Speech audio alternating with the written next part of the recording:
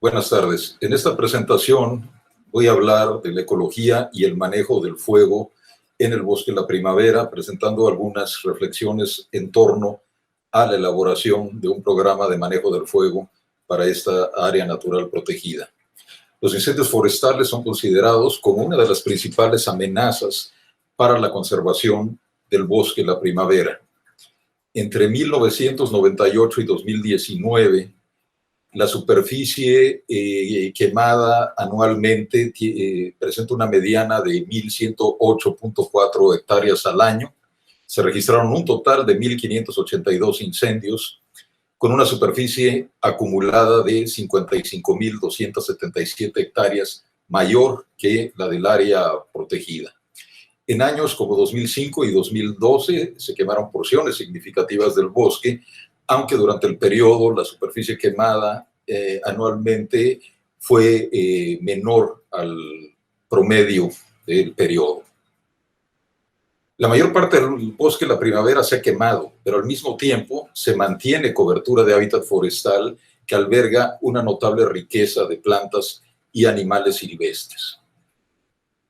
Podemos observar la capacidad de regeneración natural post-incendio en áreas incluso que se han quemado severamente, como la que aparece a la izquierda en la fotografía tomada unos días después de un incendio en mayo de 2017, y a la derecha observamos la misma área ya cubierta con renuevo de pino abundante, rebrotes de encino y la regeneración de plantas herbáceas y arbustivas.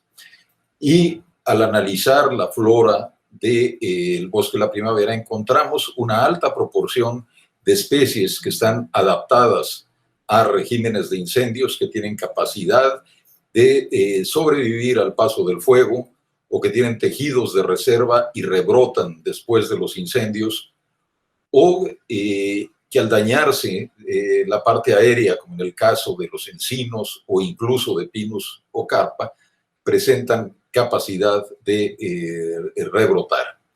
Es decir, tenemos un conjunto de especies que están adaptadas al régimen de incendios, y esto se refleja, por ejemplo, en la evaluación de la riqueza del estrato herbáceo arbustivo en incendios tanto de baja como de alta severidad en distintos tiempos post-incendios.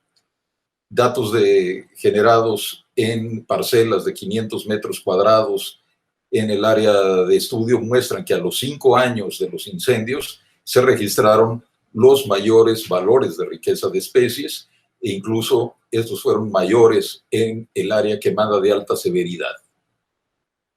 Al mismo tiempo, hay hábitats y especies sensibles al fuego o pirófagas. Tenemos el caso de los bosques de galería, que normalmente están húmedos, pero pueden ser afectados por el fuego que ocurre en sus inmediaciones. Y tenemos especies, incluyendo este álamo endémico de la primavera, que son sensibles al fuego. Asimismo, tenemos otras especies exóticas que son capaces de invadir los claros abiertos por el fuego, y esto nos da una idea de la complejidad de las respuestas que puede haber en un ecosistema a los regímenes de incendios.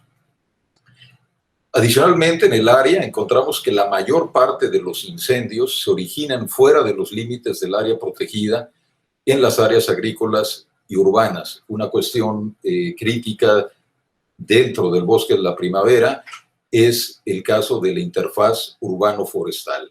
No solo es una fuente de incendios que tienen un impacto ecológico sobre el área, sino que estos incendios representan también un problema crítico de protección civil. Y entonces nos enfrentamos a la situación de implementar una estrategia de manejo del fuego en un área protegida que está en medio de un paisaje marcadamente transformado por la actividad humana, y además en el contexto del cambio climático global. Los incendios forestales son un fenómeno socioecológico complejo. Intervienen tanto factores ecológicos como sociales, y el conocimiento y entendimiento de este fenómeno es fundamental para poder diseñar buenas prácticas de manejo dirigidas a la conservación y restauración. Y eso nos lleva a plantear una serie de preguntas importantes para analizar el tema de la ecología del fuego en un lugar como el Bosque de la Primavera. ¿Cuáles son los efectos de los incendios en los patrones y procesos ecológicos? ¿El fuego es un factor de degradación o un componente de la dinámica histórica del ecosistema? Y la supresión de incendios o el manejo del fuego, ¿cuál de los dos es la mejor estrategia para la conservación del área protegida? Es importante conocer y entender la ecología del fuego y de manera muy resumida quiero presentar algunas ideas básicas. La primera de ellas es que necesitamos entender que el fuego es un fenómeno común en la biosfera. Las plantas terrestres, a través de la fotosíntesis, producen dos de los lados del triángulo del fuego. Producen la biomasa combustible, que es el material que alimenta al fuego, y producen oxígeno que interviene en la reacción de combustión. El tercer lado, el calor que eleva la temperatura del combustible e inicia la combustión, ha sido aportado en condiciones naturales por la caída de rayos. Entonces, tenemos que en un planeta donde existe biomasa, combustible y una atmósfera rica en oxígeno, ocurran incendios. Estudios paleoecológicos han demostrado que durante 400 millones de años se han registrado incendios de vegetación en distintas partes del mundo. Y dadas estas condiciones, cualquier superficie terrestre con vegetación puede potencialmente incendiarse en los periodos del año en los que hay condiciones de sequía, cuando hay fuentes de ignición naturales como los rayos o antropogénicas. Esto quiere decir que no podemos eliminar el fuego y que tenemos que aprender a convivir con él como lo hicieron nuestros ancestros. Otro aspecto clave de la ecología del fuego es que, dada la variación en el clima, las formas del relieve y la vegetación, existe una gran diversidad de regímenes de incendios que se caracterizan por la amplitud de la variación natural o histórica en la frecuencia, estacionalidad, intensidad, severidad y tamaño o patrón espacial de los incendios a través del tiempo. Los regímenes de incendios han sido un componente de la dinámica de los ecosistemas terrestres y un importante factor de selección natural en la evolución de la biota. Y la cuestión importante desde el punto de vista de manejo es que el problema no es que ocurran incendios, sino que se alteren los regímenes de incendios, esto es, que se desvíen de la amplitud de su variación natural o histórica. Y esto ocurre por varios factores. Uno es la transformación del paisaje por las actividades humanas, acciones como la supresión del fuego que conducen a una mayor acumulación de combustibles forestales, un aumento de las emisiones antropogénicas y, desde luego, los efectos del cambio climático global. El clima es el factor de primer orden que controla los regímenes de incendios al influir en la productividad primaria neta y, por lo tanto, en la producción de biomasa combustible. Segundo, por la estacionalidad de los periodos de lluvia y sequía. Tercero, su influencia en el estado del tiempo, y estas condiciones influyen en la eficiencia de ignición. Un ecólogo del fuego australiano, Brastock, ha planteado que para que ocurra un incendio forestal es como si encendiéramos 4 interruptores secuencialmente. Primero debe de haber biomasa, esto es el combustible potencial que en el Bosque de la Primavera está representado por los bosques de encino y pino y las formaciones sabanoides dominadas por pastos con árboles y arbustos dispersos. Segundo, esta biomasa o parte de esta biomasa debe estar seca, es decir, debe haber combustible disponible para encenderse y mantener la combustión, y esto está relacionado con una estación seca larga. Tercero, debe de haber condiciones atmosféricas favorables para la propagación del fuego, como temperaturas altas, humedad relativa baja, vientos fuertes. Y cuarto, las igniciones que inician el incendio, siempre y cuando se cumplan las tres condiciones anteriores. Y en este caso, hay una alta frecuencia de igniciones en terrenos agrícolas y urbanos circundantes al bosque en la primavera. Una cuestión importante es que las intervenciones de manejo solo pueden realizarse sobre los interruptores 1 y 4, modificando el complejo de combustibles a través de intervenciones de manejo y controlando las fuentes de ignición antropogénicas. Evaluamos estos interruptores de los incendios forestales como parte del estudio de diagnóstico para el programa de manejo del fuego de la primavera. Lo que vemos en la diapositiva son distintas camas de combustible, esto es, unidades de paisaje que representan ambientes de combustión y que relacionamos con modelos de comportamiento de incendios superficiales. Los gráficos muestran arriba la longitud de las llamas y abajo la velocidad de propagación esperada en distintas condiciones de inclinación de la pendiente, considerando condiciones estandarizadas del estado del tiempo. Podemos ver que la mayor longitud de las llamas se observa en el modelo de combustibles TU3, que corresponde a los bosques de encino-pino abiertos. Como referencia, longitudes de llama superiores a 1 metro impiden el combate directo del fuego. En cuanto a velocidad de propagación, esta es más rápida en las formaciones sabanoides, en los pastizales que corresponden al modelo GR2 y seguido del TU3, el bosque de encino-pino abierto, y debemos considerar que una velocidad de 10 metros por minuto de propagación del fuego, pues es equivalente a la velocidad con la cual puede desplazarse una persona entrenada y en buena condición física, pendiente arriba y cargada del equipo para combatir un incendio. Y eso nos da una idea de las condiciones de comportamiento del fuego que podemos esperar en el bosque de la primavera.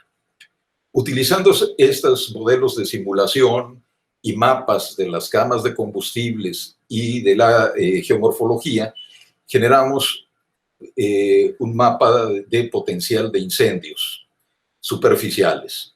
Trabajamos también con el potencial de incendios de copa y el potencial de consumo de combustibles, pero muestro este mapa del potencial de propagación superficial que nos indica que la mayor parte del área es propensa a incendios cuyo comportamiento puede ser moderado en el 67% de la superficie o alto en el 11%, y aclaro que este potencial de muy bajo a muy alto es considerado en relación también a otros ecosistemas forestales del mundo para fines comparativos. Bueno, prácticamente toda el área tiene un potencial de incendios que es importante.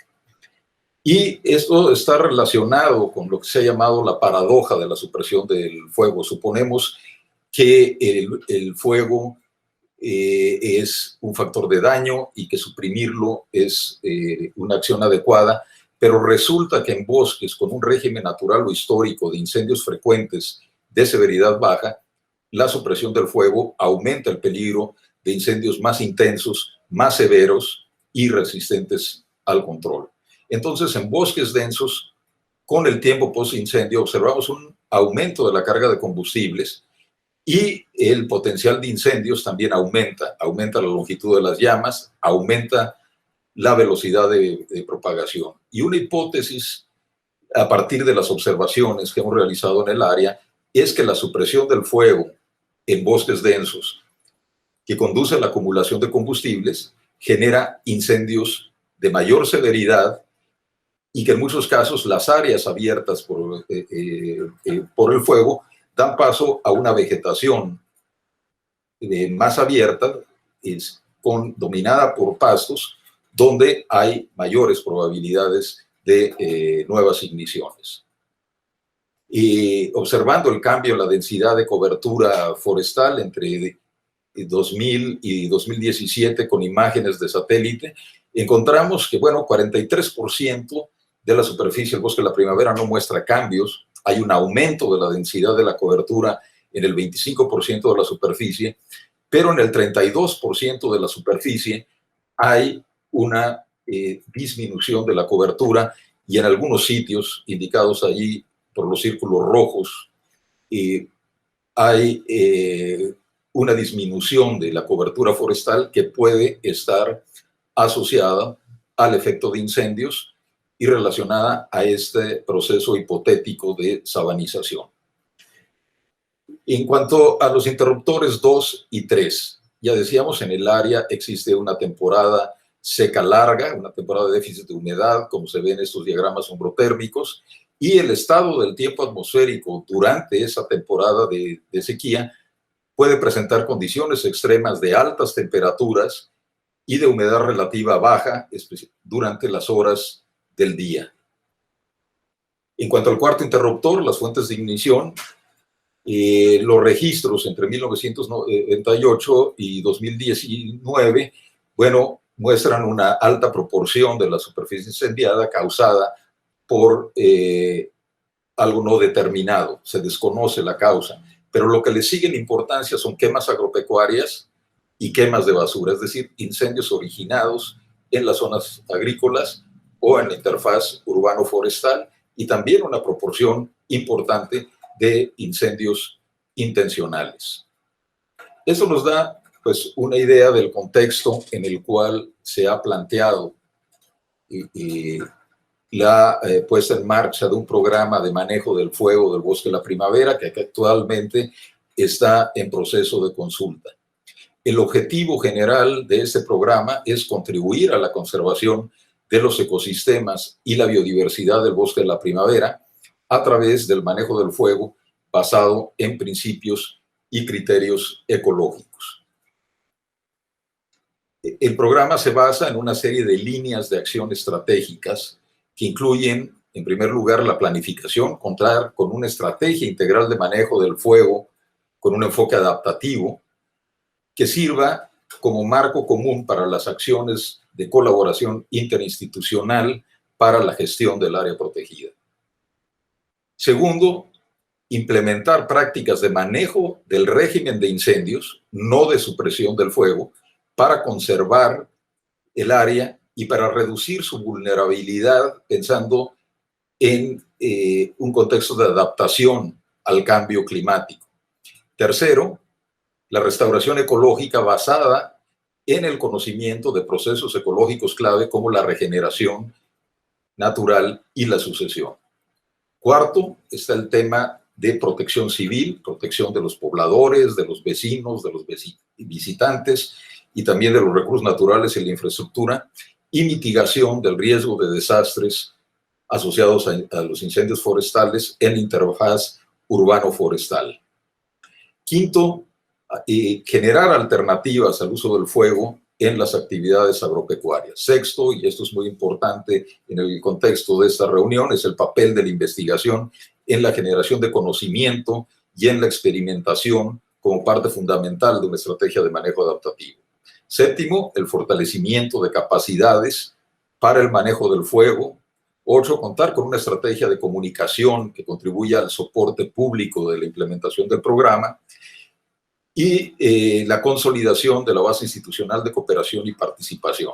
Esas condiciones, pues, son necesarias para asegurar la conservación de un área de gran importancia para la regulación ambiental en la zona metropolitana de Guadalajara y emblemática para el estado de Jalisco.